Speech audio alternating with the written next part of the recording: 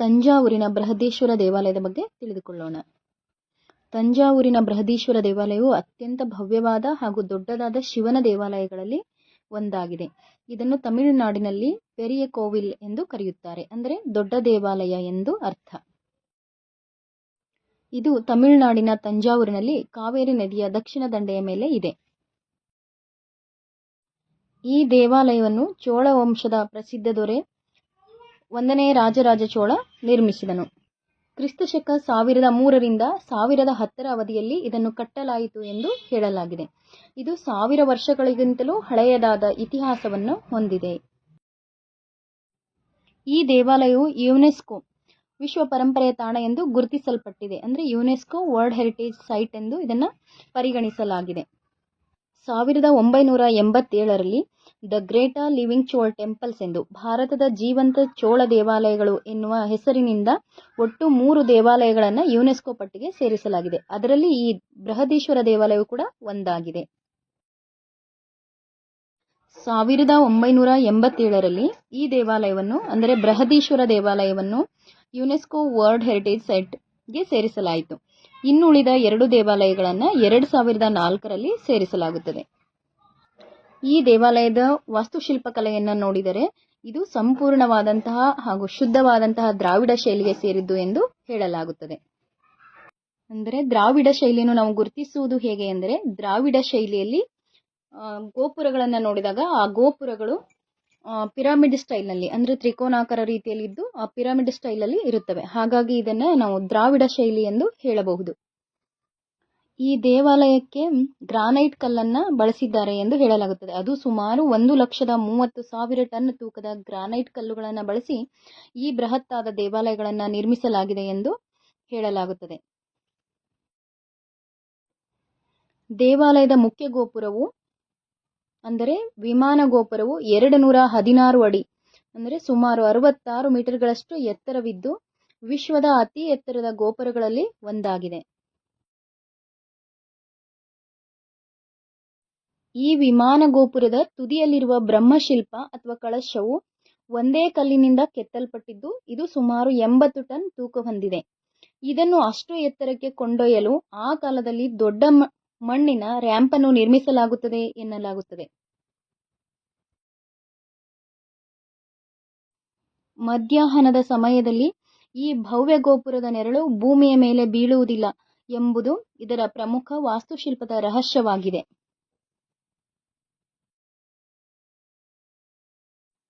ದೇವಾಲಯದ ಗರ್ಭಗುಡಿಯಲ್ಲಿ ಪ್ರಮುಖ ದೇವತೆಯಾದ ಶಿವನನ್ನು ಬೃಹತ್ ಲಿಂಗದ ರೂಪದಲ್ಲಿ ಪ್ರತಿಷ್ಠಾಪಿಸಲಾಗಿದೆ. ಇದು ಒಂದು ಶೈವ ದೇವಾಲಯವಾಗಿದೆ. ದೇವಸ್ಥಾನದ ಪ್ರವೇಶ ದ್ವಾರದಲ್ಲಿರುವ ಬೃಹತ್ ನಂದಿ ವಿಗ್ರಹವನ್ನು ಒಂದೇ ಕಲ್ಲಿನಲ್ಲಿ, ಅಂದರೆ ಏಕಶಿಲೆಯಿಂದ ಕೆತ್ತಲಾಗಿದೆ. ಇದು 12 ಅಡಿ ಎತ್ತರ ಮತ್ತು 20 ಅಡಿ ಉದ್ದವಿದ್ದು ಭಾರತದ ದೊಡ್ಡ ನಂದಿ ವಿಗ್ರಹಗಳಲ್ಲಿ ಇದು ಒಂದಾಗಿದೆ. ಈ ದೇವಾಲಯವು ಕೇವಲ ಧಾರ್ಮಿಕ ಕೇಂದ್ರವಾಗಿರದೆ ಚೋಳರ ಕಾಲದ ಶಿಲ್ಪಕಲೆ, ಭರತನಾಟ್ಯ, ತಾಮ್ರದ ಮೂರ್ತಿಕಲೆ, ಕಂಚಿನ ಕರಕುಶಲತೆಗೆ ಪ್ರಮುಖ ಕೇಂದ್ರವಾಗಿತ್ತು. ಇಲ್ಲಿನ ಗೋಡೆಗಳ ಮೇಲೆ ರಾಜರಾಜ ಚೋಳನ ಸಾಧನೆಗಳು, ದೇವಾಲಯಕ್ಕೆ ನೀಡಿದ ದಾನ ದತ್ತಿಗಳ ಬಗ್ಗೆ ತಮಿಳು ಮತ್ತು ಸಂಸ್ಕೃತ ಲಿಪಿಗಳಲ್ಲಿ ಶಾಸನಗಳನ್ನು ಕೆತ್ತಲಾಗಿದೆ. ಈ ಬೃಹತ್ತಾದ ನಂದಿ ವಿಗ್ರಹವು 25 ಟನ್ ಆಗಿದೆ ಎಂದು ಹೇಳಲಾಗುತ್ತದೆ. ಈ ಬೃಹತ್ತಾದ ನಂದಿ ವಿಗ್ರಹವನ್ನು ರಾಜರಾಜ ಚೋಳನೇ ಕೆತ್ತಿಸನು ಎಂದು ಭಾವಿಸುತ್ತಾರೆ. ಆದರೆ ಪ್ರಸ್ತುತ ನಾವು ನೋಡುವ ಈ ಬೃಹತ್ತಾದ ನಂದಿಯನ್ನು 16ನೇ ಶತಮಾನದಲ್ಲಿ ತಂಜಾವೂರನ್ನು ಆಳಿದ ನಾಯಕ ರಾಜವಂಶದ ಅಚ್ಚುತಪ್ಪ ನಾಯಕ ಎಂಬ ರಾಜನು ಪ್ರತಿಷ್ಠಾಪಿಸಿದನು. ಚೋಳರ ಕಾಲದ ಮೂಲ ನಂದಿ ವಿಗ್ರಹವು ಗಾತ್ರದಲ್ಲಿ ಚಿಕ್ಕದಾಗಿತ್ತು. ಹೊಸ ಬೃಹತ್ ವಿಗ್ರಹವನ್ನು ಇಟ್ಟ ನಂತರ ಆ ಮೂಲ ನಂದಿ ವಿಗ್ರಹವನ್ನು ದೇವಾಲಯದ ದಕ್ಷಿಣದ ಪ್ರಾಕಾರಕ್ಕೆ ಸ್ಥಳಾಂತರಿಸಲಾಯಿತು. ಅದು ಇವತ್ತಿಗೂ ನಾವು ಅದನ್ನು ನೋಡಬಹುದು. ಮುಂಜಾನೆ ಸೂರ್ಯನ ಮೊದಲ ಕಿರಣಗಳು ನಂದಿ ವಿಗ್ರಹದ ಮೇಲೆ ಬಿದ್ದು ಅಲ್ಲಿಂದ ಪ್ರತಿಫಲಿಸಿ, ಅಂದರೆ ರಿಫ್ಲೆಕ್ಟ್ ಆಗಿ ನೇರವಾಗಿ ಗರ್ಭಗುಡಿಯಲ್ಲಿರುವ ಬೃಹತ್ ಶಿವಲಿಂಗದ ಮೇಲೆ ಬೀಳುವಂತೆ ಇದನ್ನು ವಿನ್ಯಾಸಗೊಳಿಸಲಾಗಿದೆ. ದೇವಾಲಯದ ಕಂಬಗಳನ್ನು ಅತ್ಯಾಕರ್ಷಕವಾಗಿ ಹಾಗೂ ಅದ್ಭುತವಾದ ಶಿಲ್ಪಕಲೆಗಳಿಂದ ಕೆತ್ತಲಾಗಿದೆ. ಇದರ ವಿಮಾನ ಗೋಪುರವು ಯಾವುದೇ ಸಿಮೆಂಟ್ ಅಥವಾ ಆಧುನಿಕ ತಂತ್ರಜ್ಞಾನವಿಲ್ಲದೆ ಕಲ್ಲುಗಳನ್ನು ಒಂದಕ್ಕೊಂದು ಜೋಡಿಸಿ ಕಟ್ಟಲಾಗಿದೆ. ಹಾಗೂ ಗರ್ಭಗುಡಿಯಲ್ಲಿರುವ ಶಿವಲಿಂಗವು 29 ಅಡಿ ಎತ್ತರವಿದ್ದು ಭಾರತದ ಅತಿ ದೊಡ್ಡ ಶಿವಲಿಂಗಗಳಲ್ಲಿ ಒಂದಾಗಿದೆ. ಗುಡಿಯ ಗೋಡೆಗಳ ಮೇಲೆ ಚೋಳರ ಕಾಲದ ಮತ್ತು ಮರಾಠರ ಕಾಲದ ಅತ್ಯಂತ ಅಪರೂಪದ ನೈಸರ್ಗಿಕ ಬಣ್ಣದ ರೇಖಾಚಿತ್ರಗಳನ್ನು ಕಾಣಬಹುದು. ಈ ದೇವಾಲಯವನ್ನು ಕಟ್ಟಲು ಹಲವು ಕಾರಣಗಳಿವೆ. ಅವುಗಳಲ್ಲಿ ಮಿಲಿಟರಿ ವಿಜಯಗಳ ಆಚರಣೆ ಅಂತ ಅಂದರೆ ರಾಜರಾಜ ಚೋಳನು ದಕ್ಷಿಣ ಭಾರತ, ಶ್ರೀಲಂಕಾ ಮತ್ತು ಉತ್ತರ ಭಾರತದ ಹಲವು ಪ್ರದೇಶಗಳನ್ನು ಜಯಿಸಿ ಚೋಳ ಸಾಮ್ರಾಜ್ಯವನ್ನು ವಿಸ್ತರಿಸಿದ್ದನು. ತನ್ನ ಈ ಮಹಾ ವಿಜಯಗಳ ನೆನಪಿಗಾಗಿ ಸಾಮ್ರಾಜ್ಯದ ಸಾರ್ವಭೌಮತ್ವವನ್ನು ಪ್ರದರ್ಶಿಸಲು ಆತನು ಈ ದೇವಾಲಯವನ್ನು ನಿರ್ಮಿಸಿದನು. ಹಾಗೆಯೇ ಶಿವನ ಮೇಲಿನ ಪರಮ ಭಕ್ತಿ ಕೂಡ ಈ ಒಂದು ದೇವಾಲಯದ ನಿರ್ಮಾಣಕ್ಕೆ ಕಾರಣವಾಗಿತ್ತು. ಅಂದರೆ ರಾಜರಾಜ ಚೋಳನು ಪರಮ ಶೈವ ಭಕ್ತನಾಗಿದ್ದನು. ಹಿಂದೂ ಪುರಾಣಗಳ ಪ್ರಕಾರ ಶಿವನ ಆವಾಸ ಸ್ಥಾನವಾದ ಬ್ರಹ್ಮಾಂಡದ ಕೇಂದ್ರ ಮೇರು ಪರ್ವತವನ್ನು ಭೂಮಿಯ ಮೇಲೆ ಮರು ಸೃಷ್ಟಿಸುವುದು ಅವನ ಆಸೆಯಾಗಿತ್ತು. ಅದಕ್ಕಾಗಿಯೇ ಈ ದೇವಾಲಯವನ್ನು ದಕ್ಷಿಣ ಮೇರು ಪರ್ವತ ಎಂದು ಕರೆಯಲಾಗುತ್ತದೆ. ಹಾಗಾಗಿ ಇದರ ಗೋಪುರವನ್ನು ಪರ್ವತದ ಸಾದೃಶ್ಯದಲ್ಲಿ ಅಷ್ಟು ಎತ್ತರಕ್ಕೆ ನಿರ್ಮಿಸಲಾಗಿದೆ. ಇದರ ಜೊತೆಗೆ ಆ ಕಾಲದಲ್ಲಿ ರಾಜರು ತಮಗೆ ದೇವರ ಅನುಗ್ರಹವಿದೆ ಎಂದು ತೋರಿಸಿಕೊಳ್ಳಲು ದೊಡ್ಡ ದೇವಾಲಯಗಳನ್ನು ಕಟ್ಟುತ್ತಿದ್ದರು. ಈ ದೇವಾಲಯಕ್ಕೆ ರಾಜರಾಜ ಚೋಳನು ರಾಜರಾಜೇಶ್ವರಂ ಅಂದರೆ ರಾಜರಾಜನ ಪ್ರಭು ಎಂದು ಹೆಸರಿಟ್ಟಿದ್ದನು. ಅಂದರೆ ತಾನು ಆರಾಧಿಸುವ ಶಿವನಿಗೂ ಮತ್ತು ತನ್ನ ಹೆಸರಿಗೂ ಸಾಮ್ಯತೆ ಇಟ್ಟು ತನ್ನ ರಾಜಪ್ರಭುತ್ವಕ್ಕೆ ದೈವಿಕ ಮಾನ್ಯತೆ ತಂದುಕೊಳ್ಳುವುದು ಇದರ ಉದ್ದೇಶವಾಗಿತ್ತು. ಜೊತೆಗೆ ಈ ದೇವಾಲಯವನ್ನು ಕೇವಲ ಧಾರ್ಮಿಕ ಕ್ಷೇತ್ರವಾಗಿ ಮಾತ್ರವಲ್ಲದೆ ಇಡೀ ಸಾಮ್ರಾಜ್ಯದ ಆಡಳಿತ, ಆರ್ಥಿಕ ಹಾಗೂ ಕಲಾತ್ಮಕ ಕೇಂದ್ರವನ್ನಾಗಿ ಮಾಡಲು ನಿರ್ಮಿಸಲಾಯಿತು. ಈ ದೇವಾಲಯದ ನಿರ್ಮಾಣದಲ್ಲಿ ಎಲ್ಲೂ ಸಿಮೆಂಟ್, ಗಾರೆ ಅಥವಾ ಯಾವುದೇ ಅಂಟು ಪದಾರ್ಥಗಳನ್ನು ಬಳಸಲಾಗಿಲ್ಲ. ಬದಲಿಗೆ ಕಲ್ಲುಗಳನ್ನು ಒಂದಕ್ಕೊಂದು ಕತ್ತರಿಸಿ ಜೋಡಿಸುವ ಲಾಕಿಂಗ್ ಅಂದರೆ ಪಜಲ್ ಲೈಕ್ ಇಂಟರ್ಲಾಕಿಂಗ್ ಸಿಸ್ಟಮ್ನಲ್ಲಿ ಅತ್ಯಂತ ಸ್ಥಿರವಾಗಿ ಭದ್ರಪಡಿಸಲಾಗಿದೆ. ಇದೇ ಕಾರಣಕ್ಕೆ ಇದು ಹಲವು ಭೂಕಂಪಗಳನ್ನು ತಡೆದು ಇಂದಿಗೂ ಅಂದರೆ ಸಾವಿರಾರು ವರ್ಷಗಳನ್ನು ಕಳೆದರೂ ಸಹ ಗಟ್ಟಿಯಾಗಿ ನಿಂತಿದೆ. ಆದರೆ ವಾಸ್ತುಶಿಲ್ಪ ಕಲೆಯನ್ನು ನೋಡಿದಾಗ ದಕ್ಷಿಣ ಭಾರತದ ದೇವಸ್ಥಾನಗಳಲ್ಲಿ ಪ್ರವೇಶ ದ್ವಾರದ ಗೋಪುರ ಅಂದರೆ ರಾಜಗೋಪುರ ದೊಡ್ಡದಾಗಿರುತ್ತದೆ. ಆದರೆ ಈ ಬೃಹದೀಶ್ವರ ದೇವಾಲಯದ ಗರ್ಭಗುಡಿಯ ಮೇಲಿರುವ ವಿಮಾನ ಗೋಪುರವು ಅತ್ಯಂತ ಎತ್ತರವಾಗಿದೆ. ಅಂದರೆ ಆಗಲೇ ಹೇಳಿದಂತೆ ಇದು 216 ಅಡಿ ಎತ್ತರವಾಗಿದೆ. ಇದು 13 ಮಹಡಿಗಳನ್ನು ಹೊಂದಿದಂತಹ ಒಂದು ವಿಮಾನ ಗೋಪುರವಾಗಿದೆ. ಈ ವಿಮಾನ ಗೋಪುರದ ಮೇಲೆ ಇರುವಂತಹ 80 ಟನ್ ಅಂದರೆ 80,000 kg ತೂಕದ ಅಷ್ಟು ಕಲ್ಲನ್ನ 216 ಅಡಿ ಎತ್ತರಕ್ಕೆ ಹೇಗೆ ಕೊಂಡೊಯ್ದಿದ್ದರು? ಅಂದರೆ ತಂತ್ರಜ್ಞಾನಗಳೇ ಇಲ್ಲದಂತಹ ಆ ಕಾಲದಲ್ಲಿ ಹೇಗೆ ಕೊಂಡೊಯ್ಯುತ್ತಿರಬಹುದು ಎಂಬಂತಹ ಒಂದು ಪ್ರಶ್ನೆ ಉಂಟಾಗುತ್ತದೆ. ಅದಕ್ಕಾಗಿ ಅವರು ದೇವಾಲಯದಿಂದ ಸುಮಾರು 6 ಕಿಲೋಮೀಟರ್ವರೆಗೂ ಅಂದರೆ 6 ಕಿಲೋಮೀಟರ್ ದೂರದವರೆಗೂ ಉದ್ದವಾದ ಮಣ್ಣಿನ ರ್ಯಾಂಪ್ ಇಳಿಜಾರು ರಸ್ತೆಯನ್ನ ನಿರ್ಮಿಸಿ ಆನೆಗಳ ಸಹಾಯದಿಂದ ಅದನ್ನು ಎಳೆದು ತರಲಾಗಿರಬಹುದು ಎಂದು ಇತಿಹಾಸಕಾರರು ಹೇಳ್ತಾರೆ. ಅಂದ್ರೆ ಇದರ ನೆರಳು, ಈ ದೇವಾಲಯದ ನೆರಳು ಮಧ್ಯಾಹ್ನದ ಸಮಯದಲ್ಲಿ ತನ್ನದೇ ಆದಂತಹ ಬೇಸ್ ಅಂದ್ರೆ ತಳಭಾಗದ ಮೇಲೆ ಬೀಳುತ್ತದೆ ಹೊರತು ಪಕ್ಕದ ನೆಲದ ಮೇಲೆ ಬೀಳುವುದಿಲ್ಲ. ಇದು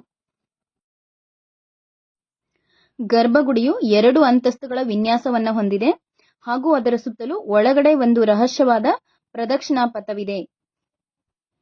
ಈ ಪ್ರದಕ್ಷಿಣಾ ಪಥದ ಗೋಡೆಗಳ ಮೇಲೆ ಭರತನಾಟ್ಯದ 108 ಮುದ್ರೆಗಳ ಕೆತ್ತನೆಗಳು ಹಾಗೂ ಚೋಳರ ಕಾಲದ ಅತ್ಯಂತ ಸುಂದರವಾದ ವರ್ಣಚಿತ್ರಗಳನ್ನು ಬಿಡಿಸಲಾಗಿದೆ. ಈ ದೇವಾಲಯದ ಸಂಕೀರ್ಣವು ಸುತ್ತಲೂ ಬೃಹತ್ ಕಲ್ಲಿನ ಗೋಡೆಗಳು ಕಂದಕದಿಂದ ಆವೃತವಾಗಿದೆ. ಇದು ಕೇವಲ ದೇವಸ್ಥಾನವಾಗಿರದೆ ಯುದ್ಧದ ಸಮಯದಲ್ಲಿ ರಾಜಮನೆತನಕ್ಕೆ ರಕ್ಷಣೆ ನೀಡುವ ಕೋಟೆಯಂತೆಯೂ ಕಾರ್ಯನಿರ್ವಹಿಸುವಂತೆ ವಿನ್ಯಾಸಗೊಳಿಸಲಾಗಿದೆ. ಚೋಳರ ಕಾಲದ ವಾಸ್ತುಶಿಲ್ಪ ಕಲೆಯ ವಿಶಿಷ್ಟತೆಗಳೇನಂತಂದ್ರೆ ಇವರು ಭವ್ಯವಾದ ವಿಮಾನ ಗೋಪುರವನ್ನ ರಚನೆ ಮಾಡಿರ್ತಾರೆ. ಗರ್ಭಗುಡಿ ಅಥವಾ ಮುಖ್ಯ ಮಂಟಪದ ಪ್ರವೇಶ ದ್ವಾರದ 2 ಕಡೆಗಳಲ್ಲಿ ಬೃಹತ್ ಗಾತ್ರದ ಉಗ್ರ ಮುಖಭಾವವನ್ನು ಹೊಂದಿರುವಂತಹ ದ್ವಾರಪಾಲಕರ ಕಲ್ಲಿನ ಮೂರ್ತಿಗಳನ್ನು ಕೆತ್ತುವುದು ಚೋಳರ ಕಾಲದ ವಾಸ್ತುಶಿಲ್ಪ ಕಲೆಯ ಒಂದು ಕಡ್ಡಾಯವಾದಂತಹ ಶೈಲಿಯಾಗಿತ್ತು. ಅಂದರೆ ಚೋಳರ ಕಾಲದ ಎಲ್ಲಾ ದೇವಸ್ಥಾನಗಳಲ್ಲೂ ಸಹ ನಾವು ಈ ದ್ವಾರಪಾಲಕರ ಒಂದು ಬೃಹತ್ ಆದಂತಹ ಕಲ್ಲಿನ ಮೂರ್ತಿಗಳನ್ನು ನಾವು ಕಾಣಬಹುದು. ದೇವಾಲಯದ ಕಂಬಗಳು ಮತ್ತು ಹೊರ ಗೋಡೆಗಳ ಮೇಲೆ ರಾಮಾಯಣ, ಮಹಾಭಾರತ ಹಾಗೂ ಪುರಾಣ ಕಥೆಗಳನ್ನು ಹೇಳುವಂತಹ ಸೂಕ್ಷ್ಮ ಕೆತ್ತನೆಗಳನ್ನು ಕೆತ್ತಲಾಗಿದೆ. ಹಾಗೆಯೇ ದೇವಾಲಯದ ಒಳಭಾಗದ ಗೋಡೆಗಳ ಮೇಲೆ ಮತ್ತೆ ಮೇಲ್ಛಾವಣಿಗಳ ಮೇಲೆ ನೈಸರ್ಗಿಕವಾದ ಬಣ್ಣಗಳನ್ನು ಬಳಸಿ ಅತ್ಯಂತ ಸುಂದರವಾದಂತಹ ವರ್ಣಚಿತ್ರಗಳನ್ನು ಸಹ ಇವರು ಬಿಡಿಸಿದ್ದಾರೆ. ಚೋಳರ ಕಾಲದ ವಾಸ್ತುಶಿಲ್ಪದೊಂದಿಗೆ ಅವರ ಕಂಚಿನ ಶಿಲ್ಪಕಲೆ ಜಗತ್ಪ್ರಸಿದ್ಧವಾದಂತಹ ಒಂದು ಕಲೆಯಾಗಿದೆ.